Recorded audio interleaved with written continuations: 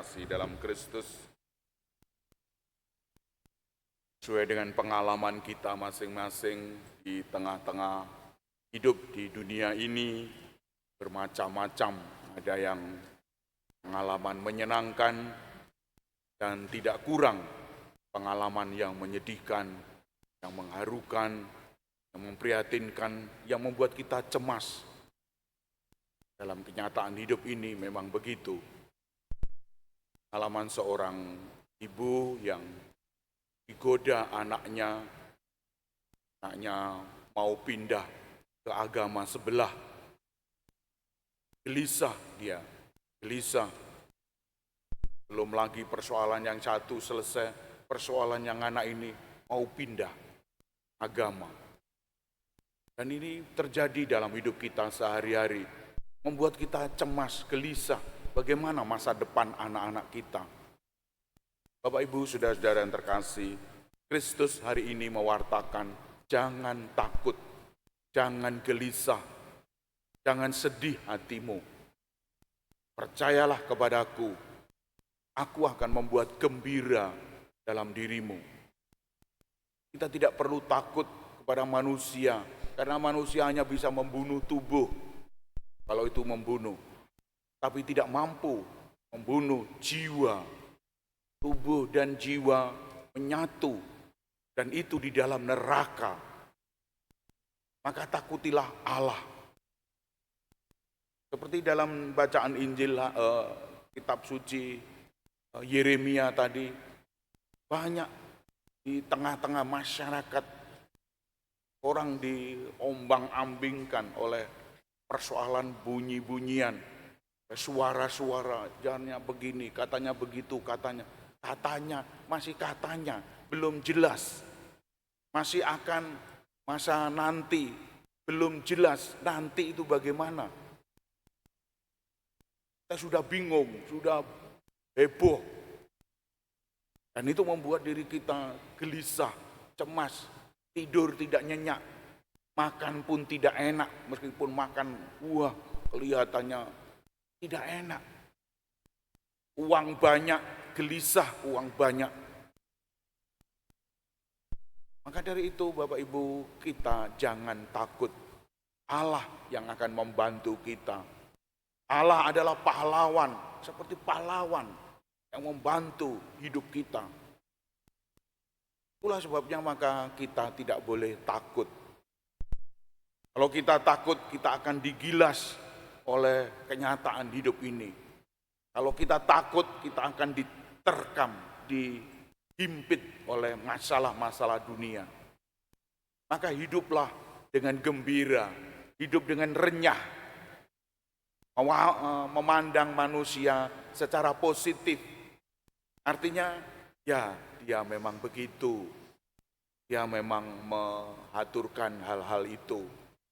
Itulah manusia, memang begitu. Tapi kenyataannya bisa berbeda. Mungkin seseorang menghadap pimpinan, iki mesti nanti diseneni, dimarahi. Pimpinan itu terkenal kejam. Dia dimarahi, tapi belum tentu saya yang dipanggil dimarahi. Belum tentu. Kita masih bisa hal-hal yang lain. Pimpinan memandang kita mungkin dengan latar belakang yang lain, sedangkan dia mungkin dengan kesalahan-kesalahan. Bapak Ibu, saudara-saudara yang terkasih, banyak hal. Jangan lewat sana, itu macet, itu bahaya, itu nanti digempur orang. Tapi belum tentu kita yang lewat di situ tidak ada apa-apa, tidak ada kemacetan. Lewat di situ aman-aman saja, enak-enak saja. Dan itu terjadi dalam hidup kita, sering seperti itu. Tapi kecuali mereka memang pasti itu macet, pasti itu bahaya, pasti itu ada celaka. Kita bisa memastikan seperti itu. Tapi kondisi selalu berubah. Kondisi itu bisa berubah. Maka Bapak Ibu, saudara-saudara yang terkasih, hiduplah secara kita, hic et nunc, di sini dan sekarang. Di sini sekarang saya, di sini hari ini. Belum tentu hal-hal itu terjadi dalam diri saya. Tidak perlu kita takut, cemas, gelisah. Allah pasti membantu kita. Allah dalam kehidupan sehari-hari sudah menebus kita. Dosa dan maut memang ada di dalam hidup kita, dalam hidup sehari-hari kita. Tapi dosa sudah dilebur dengan kebangkitan Kristus. Maka kita menjadi kuat. Kita menjadi kuat. Dan maut sudah digilas oleh kenaikan Tuhan ke surga. Tidak ada maut lagi. Untuk apa berbicara soal masa depan, soal hidup setelah mati kita, kalau kita tidak tahu apa-apa, membuat hati cemas. Lebih baik kita gembira, cerah, ceria, anak-anak kebangkitan, anak-anak Paskah, membuat diri kita, sesama kita gembira. Bagaimana membuat optimis manusia-manusia saat ini. Orang didekati, orang disapa, orang diajak ngomong-ngomong, enak, renyah. Daripada gelisah, mendengkur, baca koran, waduh koyok gini koran. Mau melihat kenyataan sehari-hari televisi, sampai televisi dimatikan. Terus ndelok sepak bola, ya enak sepak bola. Bapak Ibu, saudara-saudara yang terkasih, kita harus optimis. Manusia bisa berkembang. Manusia tidak hanya hidup di sini saja, tapi nanti berproses menjadi kebaikan-kebaikan. Manusia adalah pewarta-pewarta sabda. Apapun itu, siapapun agamanya, apapun negara warga negaranya. Dia adalah pewarta-pewarta sabda. Dengan begitu, dia bisa mewartakan dengan kata-kata, dengan perbuatan sehari-hari, dia bisa melakukan hal-hal ini. Oleh karena itu Bapak Ibu, kita diajak untuk selalu bersikap optimis dalam hidup ini. Manusia sekarang ini serba takut. Kalau dihadapkan pada manusia yang lain serba takut. Mayoritas takut dengan minoritas. Waduh itu.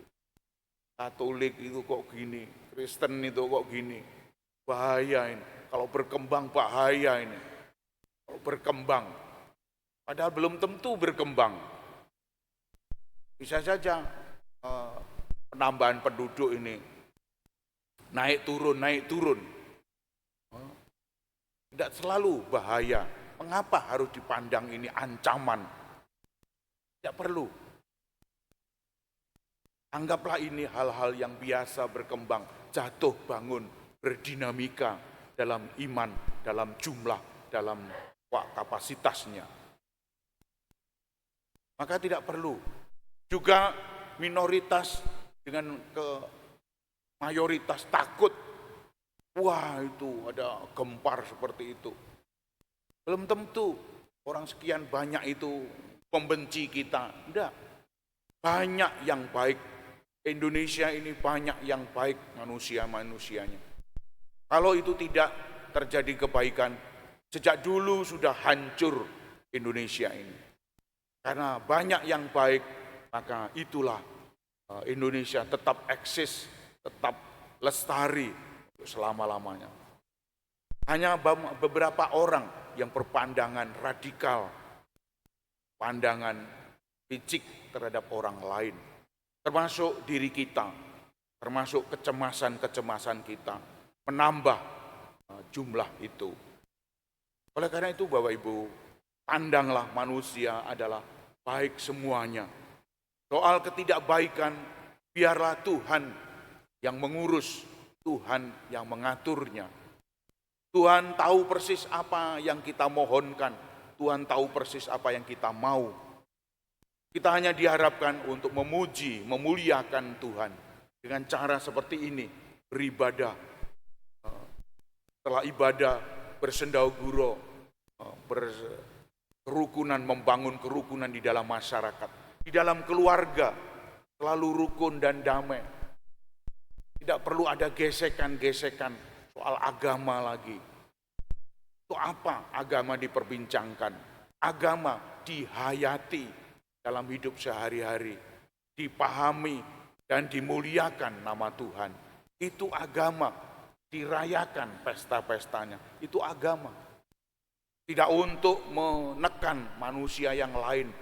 Agama untuk mengintimidasi supaya orang ikut agama saya. Tidak perlu. Biarlah dalam kebebasan manusia ini itu bisa berjalan dengan lancar. Kalau manusia tidak bebas memilih, manusia akan bergejolak dalam hatinya. Apapun agamanya, apapun nasionalnya. Kalau tidak bebas dalam memilih, akan bergejolak. Dan itu berlaku nanti akan menjadi bumerang untuk diri kita masing-masing. Oleh karena itu Bapak Ibu, marilah kita hening sejenak, kita mohon kekuatan dan kedamaian Tuhan, agar kita dibawa sebagai sarana-sarana kerukunan, sarana-sarana perdamaian, terutama dengan keluarga kita masing-masing. Hiduplah dalam rukun, hiduplah. Kalau kita memang Katolik, kita berdoa pada waktu makan, kita berdoa pada waktu tidur. Kita beri contoh anak-anak kita beri contoh cucu-cucu kita, agar bisa ikut menghayati kita. Setelah dia dewasa memilih, terserah dia. Mau dia milih ini, milih itu, milih ini, terserah. Tapi kondisi zaman sekarang, kondisi sekarang ini, hic et nunc, harus kita bertanggung jawab terhadap iman anak-anak ini. Oleh karena itu Bapak Ibu, marilah kita hening sejenak, kita mohon kekuatan dan kebijaksanaan Allah.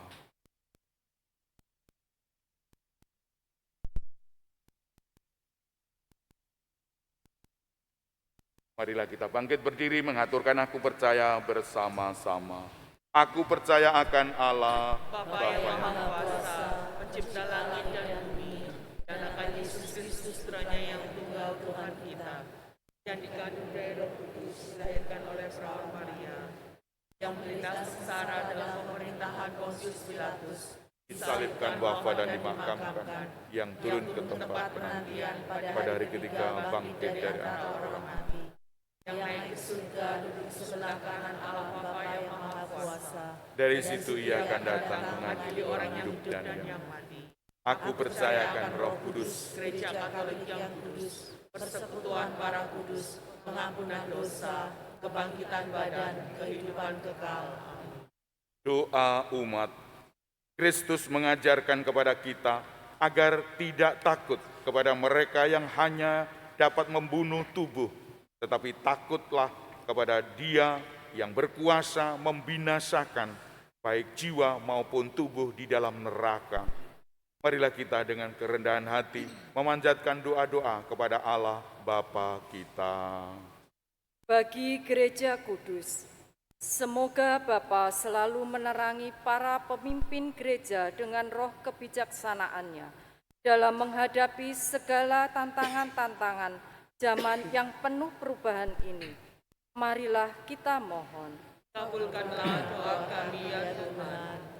Bagi bangsa kita, semoga Bapa menuntun umat-Nya dalam ikut serta bertanggung jawab atas keadaan negara kita, sehingga tetap memberi kesaksian atas nilai-nilai Injil dengan usaha menegakkan keadilan serta martabat manusia. Marilah kita mohon.